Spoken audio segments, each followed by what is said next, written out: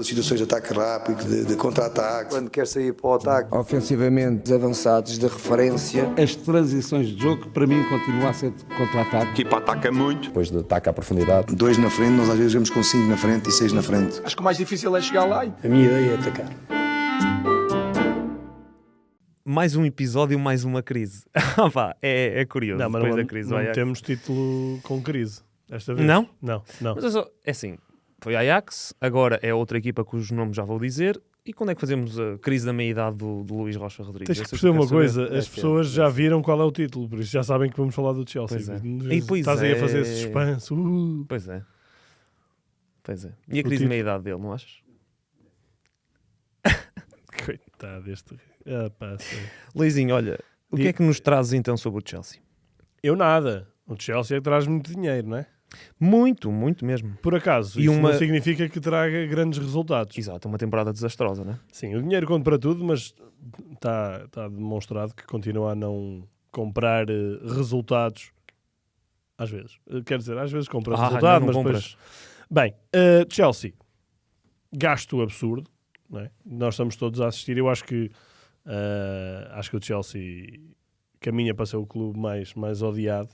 Depois de City e Paris Saint-Germain? Sim.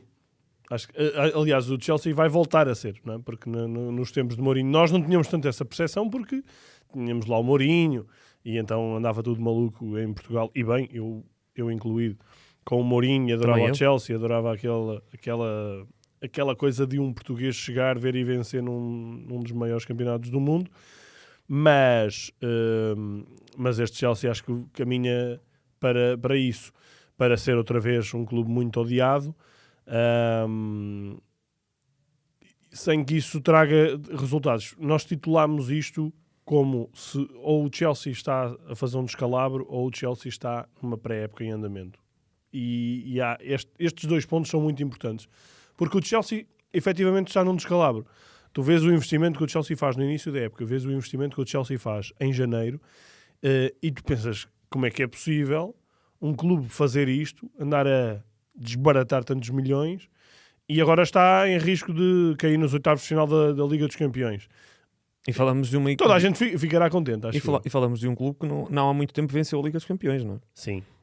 Só para se perceber aí. Portanto, há dois anos, Chelsea campeão europeu, com Thomas Tuchel. Podemos fazer o filme, não é? Thomas Tuchel é campeão europeu, um Chelsea que respira saúde, Abramovich... Não encantava propriamente, mas era uma equipa muito lixada de jogar contra. Sim, não é? E não era propriamente uma equipa que estivesse ali naqueles últimos anos. Nos anos de Thomas Tuchel nunca sentiste que o Chelsea fosse candidato a ganhar a Premier League, não é? Mas era uma equipa... Muito menos a Liga dos Campeões, não? Não, se calhar um bocadinho mais a Liga dos Campeões. Diria que sim. Porque, bem, era uma equipa um bocadinho mais talhada para isso. Foi sempre um Chelsea a gastar algum dinheiro, não é? Lembramos do Kai Havertz, que custou muito dinheiro. O próprio Ziyech, acho que... O Ziyech custou... Não foi tanto, foi de 35, acho eu, à volta disso. O Havertz foi à volta de 80 milhões, acho eu. Por aí. Mas pronto, era um clube que gastava algum, mas estando na Premier League tens que gastar, e estando na Premier League também tens muito mais condições para gastar. Só que tudo começa a ruir na altura da guerra, quando começa a guerra na Ucrânia. E Isto é em março do ano passado. Em março não, em fevereiro. Foi em fevereiro? Foi em final de fevereiro.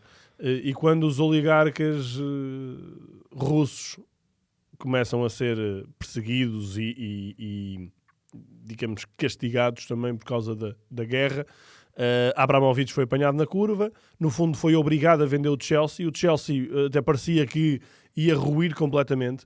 A equipa um bocadinho indiferente a isso, Thomas Tuchel tem também mérito nisso, segue em frente na Champions e depois é eliminada pelo Real Madrid, daquela forma, enfim, à Real Madrid, não é? Porque o Real ganha 3-1 em Anfield, em Stamford Bridge, depois perde 3-1 em casa e ganha no prolongamento. À Real Madrid. À Real Madrid, claramente. Mesmo assim, o Chelsea faz vai às duas finais da taça e perde as duas nos penaltis contra o Liverpool, e acaba em terceiro lugar no campeonato. O o Tuchel acaba aqui por, numa situação muito instável, em que chegou-se aqui a duvidar quem é que vai pagar os salários aos jogadores, estava tudo em causa. Chegaram a ser umas notícias preocupantes que eles nem teriam dinheiro para viajar. Até para os certos sítios, exatamente. Foi uma situação bastante delicada e ele conseguiu segurar o barco. Agora, o Chelsea estava condenado a ter que mudar aqui por causa da questão da Abramovich. O Abramovich foi obrigado a vender o clube. E no verão vendeu o clube a um consórcio, portanto, um grupo de investidores liderado por um tal de Todd Boehly. Como é que é? Todd? Boehly. Boehly. Não é o Boehly o ex-central do Porto sim. e do Wolves, é outro. Lê-se Boehly, Sim. mas diz-se Boehly. Que é um americano um bocadinho arrojado. Cheio de nota. À volta de 50 milhões. De 50 anos. 50 milhões. Tem mais do que 50 milhões. Já era um dinossauro.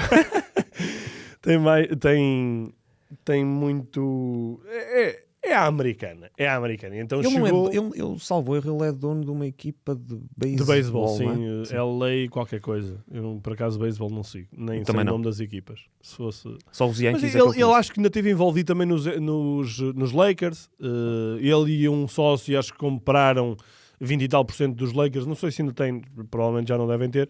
Mas ele chega, bate a nota numa espécie de leilão que houve pelo Chelsea e por 4 bilhões ou 4 bilhões e meio de libras. 4 mil milhões em Portugal. É isso. Compra o Chelsea. E depois o que é que ele faz quando compra o Chelsea? Tenta fazer aqui uma reformulação e um one-man show.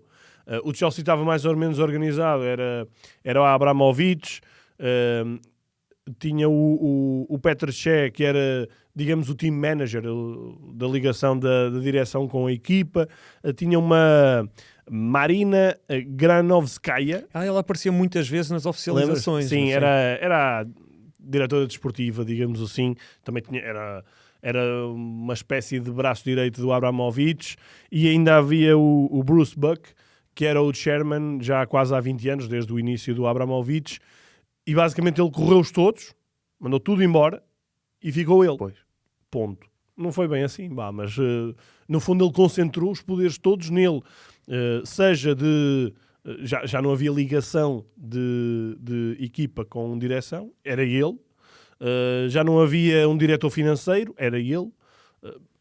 Para darmos um exemplo, se olharmos para o Benfica, era a mesma coisa que de repente sair o Lourenço Coelho, que é o team manager, o Domingos Soares Oliveira e o Rui Pedro Brás. E passava a haver só uma pessoa. O Rui Costa, aquilo tudo. Caso. Pronto. E com o agravante de que ele era um homem novo e que tem zero experiência de futebol. E depois tudo isso veio à tona. Ele tentou preparar a época com o Thomas Tuchel, inclusivamente depois pegaram-se, obviamente, não é? Estava mais do que visto. E o que dizem é que um dos motivos também foi a não chegada do Cristiano, não é? Precisamente. Foi um dos temas. E dá para perceber como, não é? Imagino que Thomas Tuchel fosse liminarmente contra e Todd Boehly fosse completamente a favor. Não aconteceu a chegada de Cristiano, a relação deteriorou-se.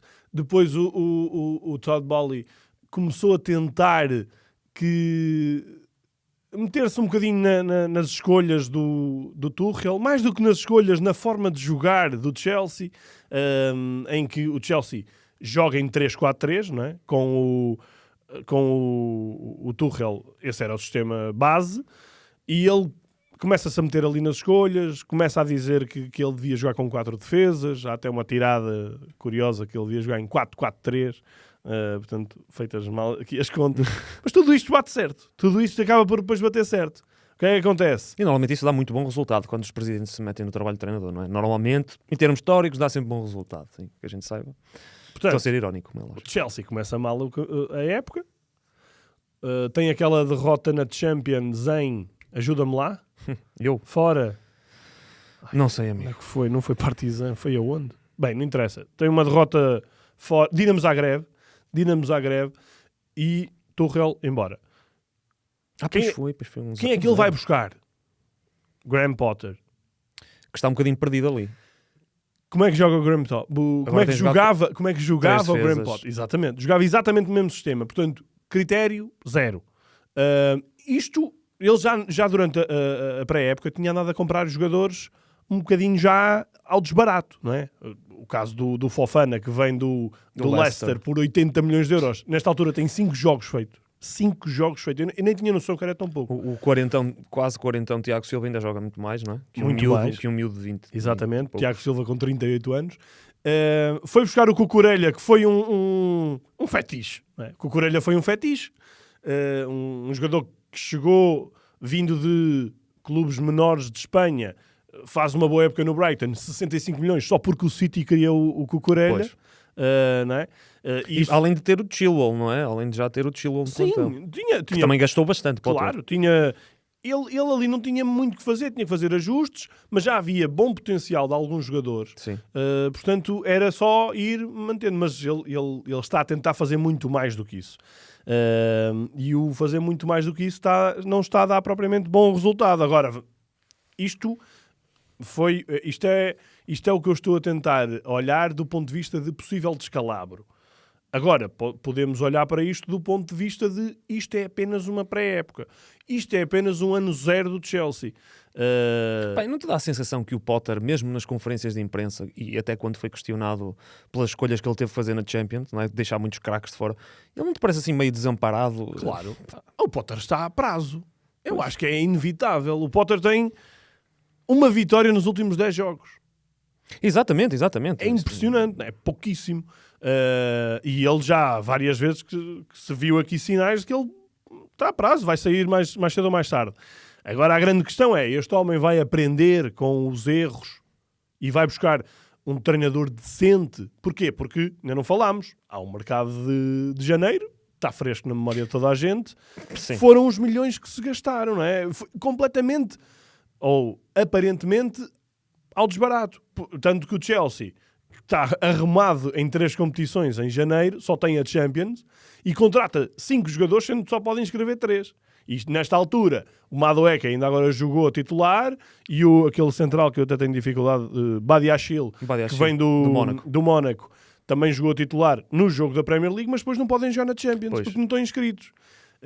Para mim, outro erro, aqui as escolhas, não é? Eu percebo, mas o Mudryk está visto que é muito verde ainda para uma dimensão como o Chelsea. Por isso, acho que há aqui muitos equívocos, e eu acho que agora, para olhar tudo isto e para que tudo isto faça sentido, e o Chelsea gastou aquela estatística incrível, que é o Chelsea gasta mais do que das Big Five, os outros 4 campeonatos em janeiro, ou seja, Espanha, Itália, Alemanha e França juntas. Nossa. O Chelsea gastou mais dinheiro do que esses 4 campeonatos, do que quase 80 equipas. É impressionante. Para que tudo isto faça sentido, é preciso que chegue um homem que meta a pata na massa. A mão na massa, que meta a mão na massa, começa a trabalhar esta equipa e que feche a porta do balneário a este homem. Este homem tem dinheiro, tem muita ambição, está visto, conseguem identificar, isto é basicamente tudo o que seja jovens emergentes com potencial, o Chelsea vai buscar. E não olha a milhões, não é? Alguém, eu acho que foi uma excelente venda do Benfica. Alguém, mesmo depois do Mundial, é que uma coisa é uma semana ou 2 semanas depois. Outra coisa é 2 meses depois, já com cabeça fria, alguém a dar 120 milhões a meio da época por um jogador que está na Liga Portuguesa. Pois. Só visto mesmo, não é? Só visto.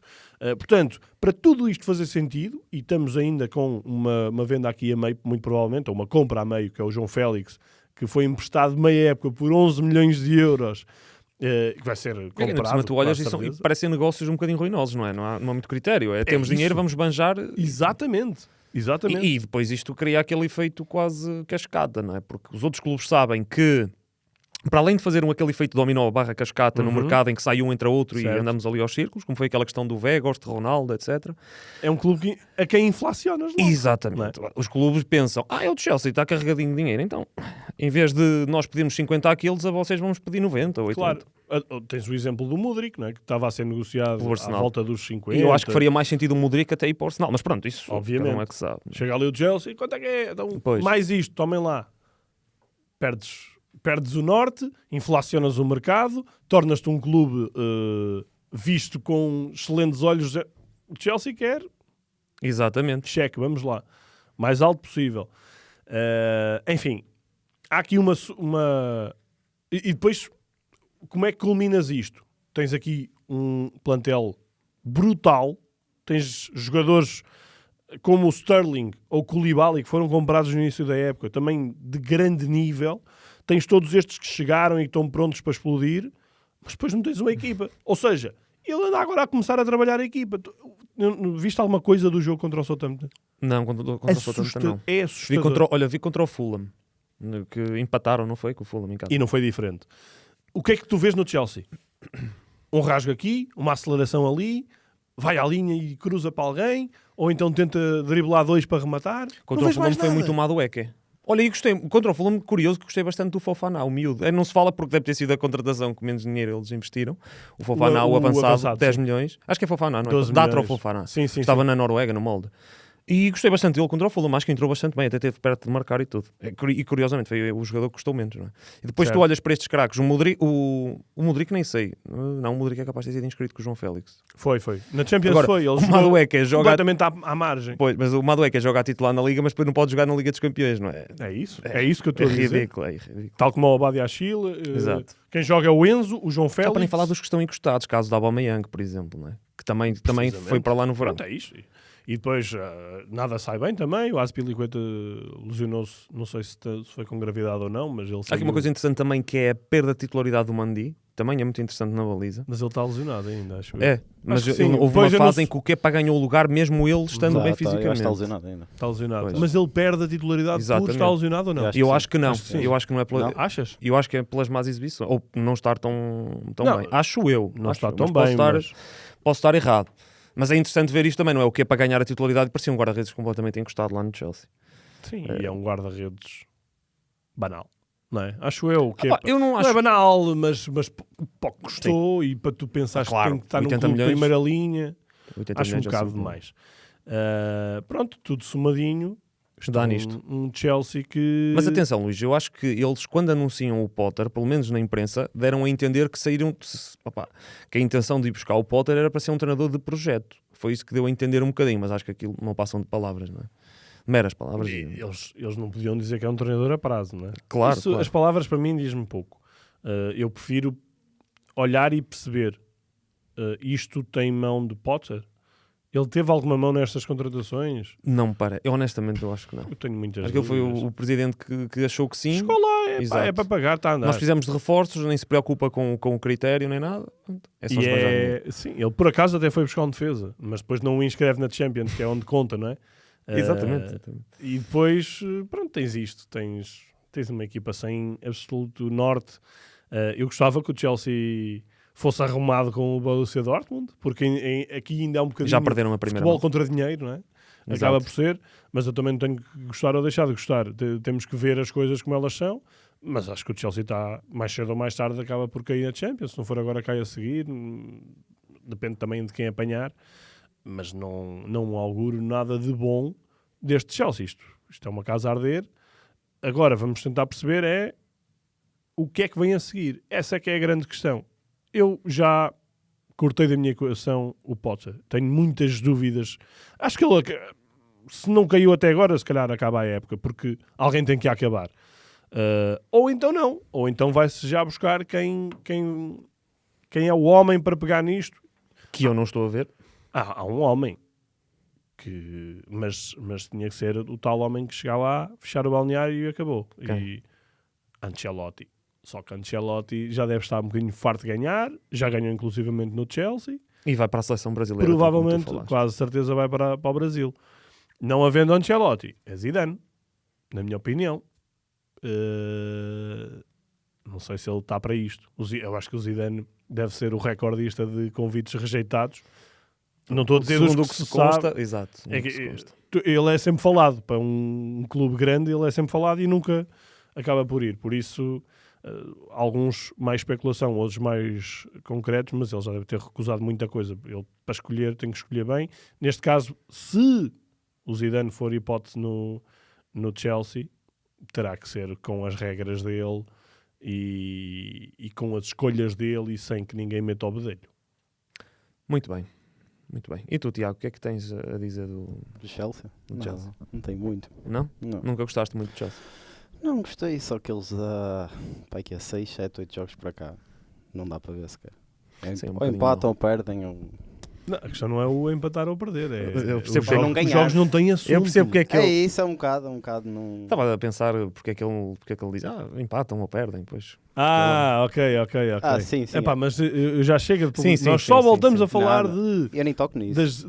das dicas do Tiago quando... As piques do Não, as até, piques do Tiago... até porque as minhas piques são diferentes dos outros todos. Tenho que fazer Exato. o oposto que eu Exatamente, Exatamente. é contraposta. faço. Distingue-se por isso. Vamos lá para o desenterrado. Não. Não? Ele quer dar bilhetes o homem, pá. Pá, Ainda bem, deixa-me opa. fazer qualquer coisa, já que é pouco trabalho que eu tenho aqui neste podcast. Não, Tiago, Ainda tu bem. tens um Não, trabalho vital. Pois, ainda bem que me lembraste. fundamental. Eu acho que tem a parte que ninguém vê, não é? Se calhar é mesmo isso. Não tenho o protagonismo que vocês têm, mas se calhar até faço mais, não é? Mas isso são outros 30. Meu Mas nós Deus. esta semana é um bilhete duplo para o Braga Vitória de Guimarães, Não, para o Vitória Braga. Vitória de Guimarães Braga, e digam-nos num tweet até quinta-feira à tarde quem, ou neste caso que jogadores iam buscar, neste caso ao Guimarães, quem é do Braga ia buscar ao Guimarães, Ao Vitória. ao Vitória, e quem é do Vitória ia buscar ao Braga. O que é Vitória e não Guimarães?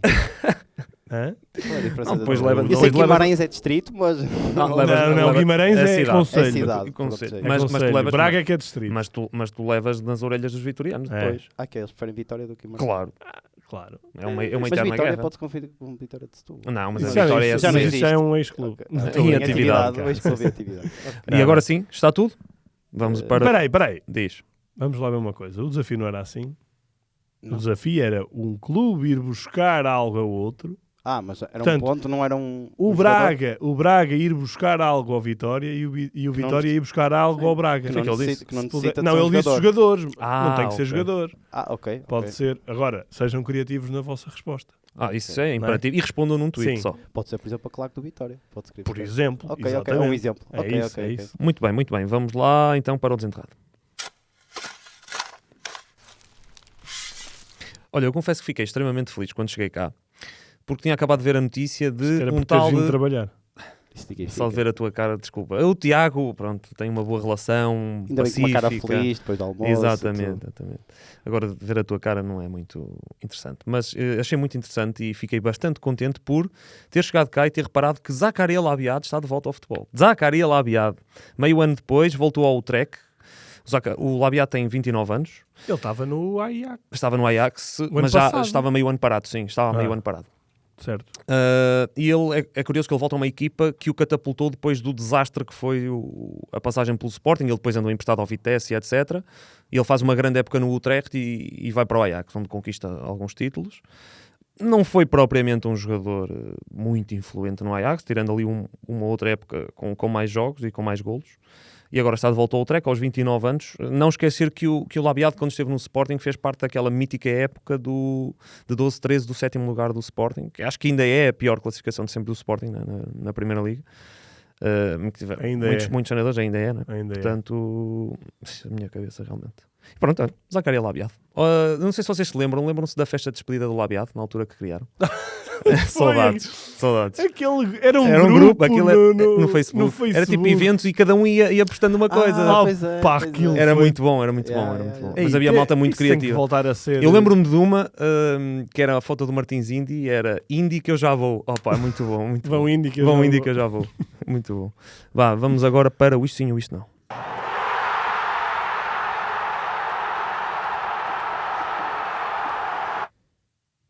Lu.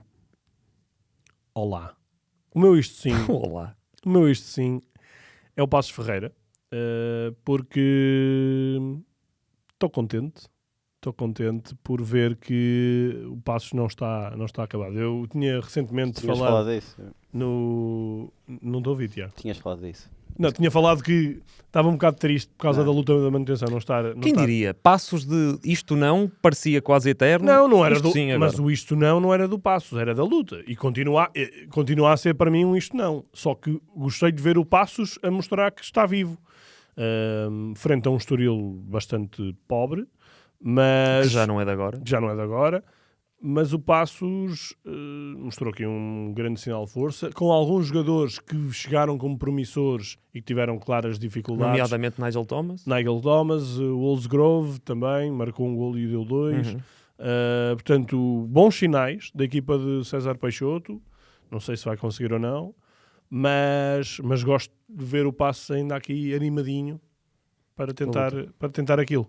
Olha, isto sim é o golo do Kudus, do Ajax, na vitória do Ajax contra o Sparta Rotterdam por 4-0. Foi bonito. E agora é que foste ver o Ajax? Não, foi mais o golo. Foi um golo de livre. O Atsu também tinha marcado o último golo de livre pelo Hatayspor e o Kudus marcou de livre.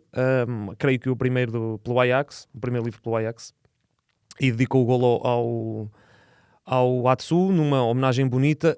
Também a ação do árbitro foi muito, muito importante e muito interessante, porque o árbitro não demonstrou o Kudus com o cartão amarelo, apesar de ele não ter tirado propriamente a camisola, mas levantou-a e o árbitro percebeu e não lhe mostrou o cartão amarelo, portanto também é um gesto muito bonito por parte do árbitro. Para mim, uma das regras mais estúpidas do futebol.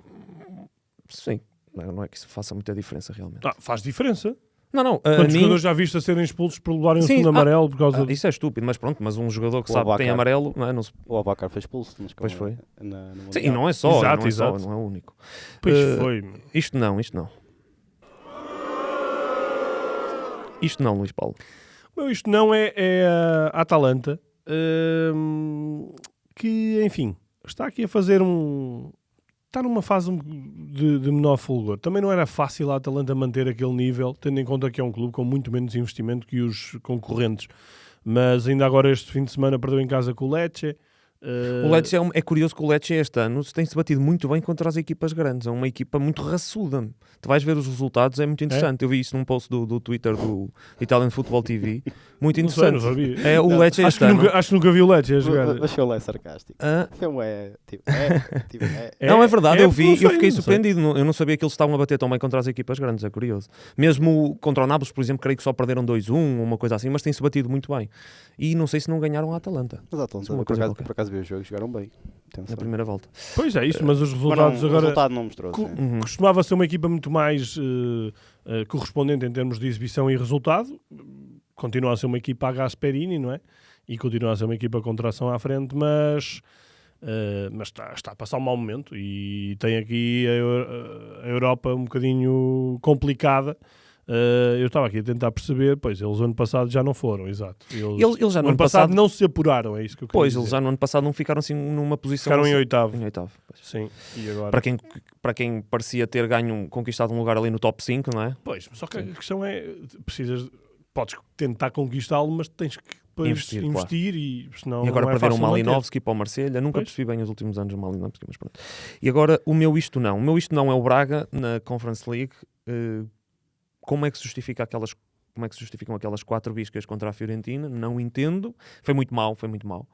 Além daquela expulsão completamente infantil do Tormena. Infantil no sentido em que uma entrada daquelas tão impetuosa no momento vital do jogo, que é pós-intervalo, não faz sentido nenhum. Já a primeira parte salva alcance, e é que a Fiorentina, embora tenha alguns bons nomes, não fica nada a dever ao Braga, na minha opinião. Acho que o Braga tinha tudo para discutir a eliminatória com a Fiorentina. O Braga, que eu achava que tinha ótimas condições até para poder chegar à final da Conference League, tendo em conta também o plantel. Mas agora, como disse o Ricardo Horta depois na zona mista, quase que é preciso um milagre para ultrapassar esta eliminatória. E agora é o Se Eu Fuera. Si yo fuera Maradona, viviría como él, porque el mundo es una bola que se viva a flor de piel.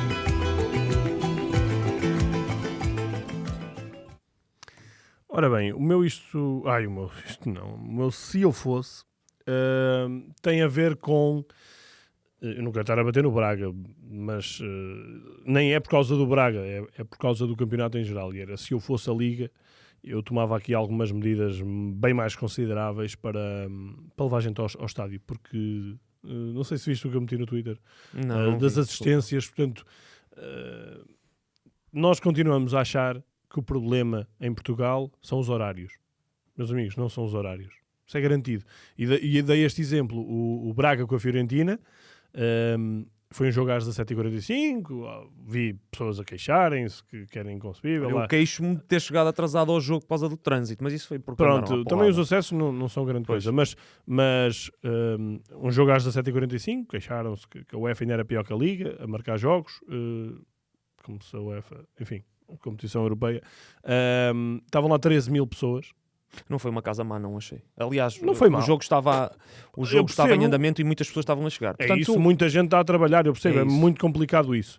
Só que depois, o Braga joga no domingo às 6 da tarde contra o Aroca e estão lá quantas pessoas? Da casa não sei. 13 mil. Sendo que muitas delas têm bilhete anual, não é? Ou seja, não tem a ver com o Braga, nem lá perto. O Braga, eu acho que é um clube que tem tido um crescimento sustentado muito interessante. Tem a ver com o futebol português. E tem a ver com pegar neste exemplo, que até não é mau, em termos de taxa de ocupação, para outros, não é? Porque o Casa Pia Vitória, que era o 5º contra o 6º, tinham 1.800 pessoas. Num estádio com capacidade para 37 mil. Eu não estava à espera que tivessem sequer 10 mil, mas, sei lá, 5 mil pessoas. Portanto, o problema não são os horários. E acho que as pessoas continuam a não perceber isto. O problema é cultural. O problema é os espetáculos não serem atrativos. O problema é os bilhetes também não justificarem, se calhar, o que se vai ver. Acho que é uma junção de fatores. Não é? Os bilhetes por isso os horários não têm a culpa toda, não é? Mas também não são muito convidativos muitas das vezes. Não é? Eu percebo isso. Um jogo, por exemplo, eu tenho sempre essa discussão. Os horários para mim até o mais... O Vitória Braga às 9h15, não é? Tiago, eu se gosto do clube, ou se gosto de ver o jogo, eu vou ver independentemente da hora. Eu acho que às vezes... É isso. E se calhar até te dá mais jeito ires às 8h30 ou às 9 do que ires às 3 da tarde. É verdade. Ou diz ao meio-dia, como às vezes sugere, os jogos ao meio-dia ou às 11. Esta é uma questão realmente importante de discutir e que eu, por exemplo, vejo o esforço que a Liga faz quando é a Final Four da Taça da Liga e aí passa tudo pela Liga, não é? É mais fácil, não tem que estar a distribuir receitas de bilhetes. No caso dos clubes, são os clubes que trabalham isto, mas a Liga, de certa maneira, se trabalhar alguma coisa com os clubes, para os clubes poderem dar bilhetes, fazerem campanhas, usarem a comunicação social, não é? A rádio comercial fez montes de passatempos por causa da Taça da Liga, também estava associada a isso, mas aquilo resultava. E acho que continuamos a subir para o lado e achar que isto não é importante. E não tem a ver com os horários, não tem a ver... Não acho que seja os horários. Nada, porque, vamos imaginar, toda a gente diz, o futebol devia ser, era domingo às 4 da tarde ou às 3 da tarde. Domingo às 3 da tarde, as pessoas iam ao futebol se não chovesse. Se chovesse já ninguém ia ao futebol. Imaginem que era todos os jogos à mesma hora. Ou 7 ou 8 jogos à mesma hora.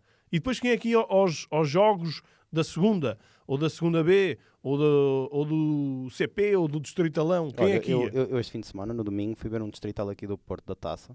Estava uma boa, 500, 600 pessoas. Claro. Porque não há... cerca de 5 euros ou uma coisa assim. Mas imagina que joga o Porto ou que joga o Benfica a essa hora. Já não tens lá essas pessoas, porque as pessoas querem estar em casa a ver os jogos, não é? Sim, mas no fundo, 500, 600 pessoas para uma equipa de segunda divisão ou primeira divisão distrital é muito bom. Mas também é porque a cultura, se calhar uma cultura mais de bairro, ou uma equipa, se calhar que toda a gente ao domingo reúne-se toda para ir ver o jogo, e há certas equipas que não têm esse ambiente. E não tens esse obstáculo também, o obstáculo de outros clubes, porque quer se queira, quer não, ninguém atualmente só vê um clube, não é? Não. Juntando o ir ao estádio com o ver na televisão. As pessoas gostam de ver futebol. 2, 3 clubes. Sim. Há quem goste de ver todos os jogos da Primeira Liga. Muita gente tem um clube nacional e depois tem um clube da terra. Claro, e é completamente legítimo. Eu já passei essa fase de achar que se... Esqueçam isso de ser clube, só o clube da terra. Não é assim, nem faz... Com o mediatismo que existe, as pessoas estão, entre aspas, condenadas por a exemplo, tirarem várias frentes e gostarem de clubes internacionais, por exemplo. Sim. Agora, uma coisa é tu estás em casa a ver o Manchester City ou o Manchester United e até consegues estar, mas lá está, esta questão dos horários, eu acho que os horários em Portugal até nem são nada maus para se poder Eu sou honesto, eu tive recentemente aí num estádio em que até tenho uma crítica. Eu não sei, eu tenho quase certeza que isto faz em todos os estádios aqui em Portugal, de quando se vai jogar fora. Alguns dos 3 grandes vão jogar fora. Aquilo eu sinto, e não é eu sinto, é a realidade, é que essas equipas aproveitam esses momentos para se fazer às bilheteiras. E eu noto que, por exemplo, uma família de 3, 4 pessoas, mesmo com miúdos, se querem ver, por exemplo, um jogo de Sporting, Porto ou Benfica, a qualquer estádio aqui perto do Norte, vai pagar na boa 100 e tal euros para ir ver. Com 4 pessoas.